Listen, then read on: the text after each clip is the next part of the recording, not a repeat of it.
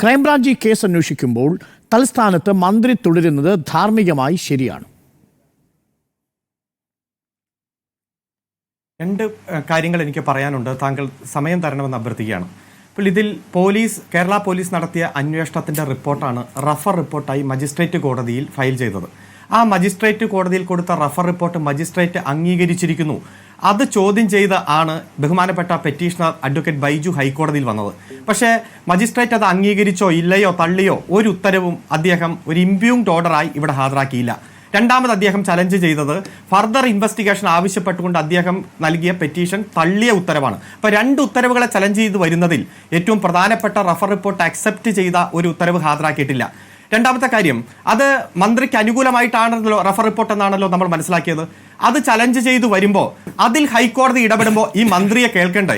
ആർക്ക് അനുകൂലമായിട്ടുള്ള ഒരു ഉത്തരവിനെയാണോ മജിസ്ട്രേറ്റ് കോടതി ഇട്ടത്, ആ ഉത്തരവിനെ ഹൈക്കോടതി ചലഞ്ച് ചെയ്തു വരുന്നു. ഹൈക്കോടതി അതിൽ ഇടപെടുകയാണെങ്കിൽ അതിലെ ആരാണോ പ്രതി, ആർക്കെതിരായിട്ടാണോ താൻ ഉത്തരവ് പാസ്സാക്കുന്നത്, അവർക്ക് ഒരു നോട്ടീസ് കൊടുത്ത് കേൾക്കേണ്ടേ?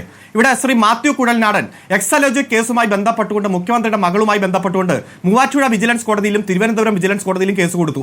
അവിടെ തള്ളി. അതിനെ ചലഞ്ച് ചെയ്ത് ഹൈക്കോടതിയിൽ വന്നപ്പോൾ അതിൽ പാർട്ടി റെസ്പോണ്ടൻസ് അല്ലാത്ത മുഖ്യമന്ത്രിക്കും ആ റിപ്പോർട്ടിൽ പറഞ്ഞ പല രാഷ്ട്രീയ നേതാക്കന്മാർക്ക് എല്ലാവർക്കും ആദ്യം നോട്ടീസ് കൊടുക്കാനാണ് ഇതേ ഹൈക്കോടതി പറഞ്ഞേ. കാരണം ഹൈക്കോടതി ആ കേസിൽ ഇടപെടുകയാണെങ്കിൽ അവർക്കെല്ലാം ബാധിക്കുന്ന തരത്തിലുള്ള ഒരു വിധിന്യായമായിട്ട് അത് മാറും. അതുകൊണ്ട് അവരെയും കേൾക്കണം. അതാണ് ബേസിക് പ്രിൻസിപ്പിൾ. അതുകൊണ്ട് ഞാൻ പറയുന്നു, ഈ കേസ് കൃത്യമായി ഒരു ഫണ്ടമെന്റൽ ഇറർ ഈ ജഡ്ജ്മെന്റിലുണ്ട്. ഇതിൽ മന്ത്രിക്ക് ഒരു നോട്ടീസും കൊടുത്തിട്ടില്ല, മന്ത്രിയെ കേട്ടിട്ടില്ല.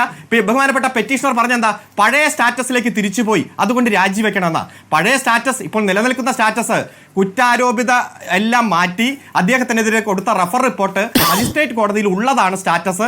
അതുകൊണ്ട് ആ സ്റ്റാറ്റസ് അവിടെ നിൽക്കട്ടെ. പിന്നെ എന്നോട് ചോദിച്ച ചോദ്യം, മന്ത്രി രാജിവെക്കേണ്ടത്, ഇതിൽ 21ാമത്തെ പേജിൽ ജഡ്ജി തന്നെ പറയുന്നുണ്ട്, സെക്കൻഡ് ലാസ്റ്റ് പാരഗ്രാഫ്.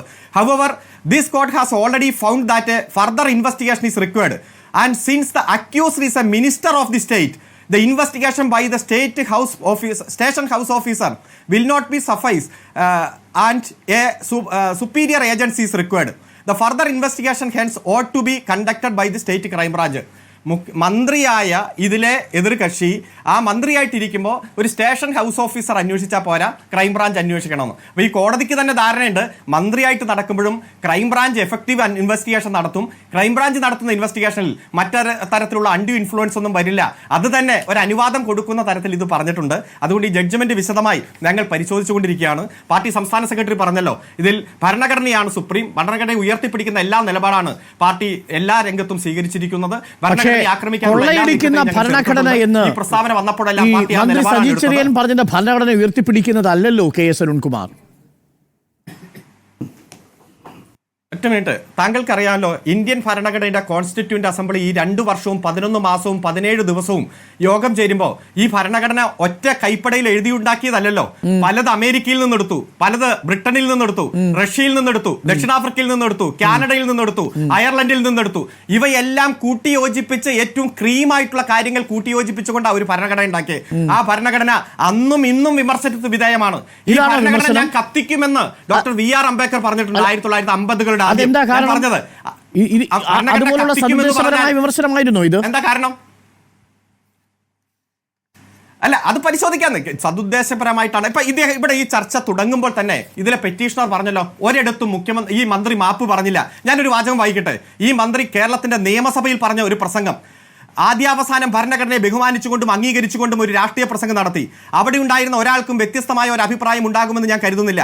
എങ്കിൽ പോലും മേൽപ്പറഞ്ഞ കാര്യങ്ങൾ ശക്തിയായി ഞാൻ അവതരിപ്പിക്കുമ്പോൾ എൻ്റെതായ ഒരു ശൈലിയിൽ അവതരിപ്പിച്ചു.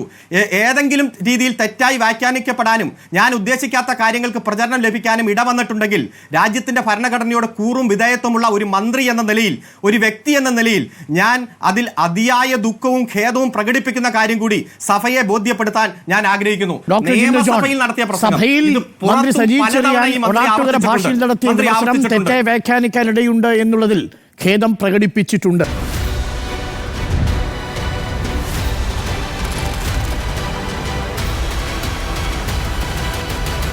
Debate with Dr. Arun Kumar.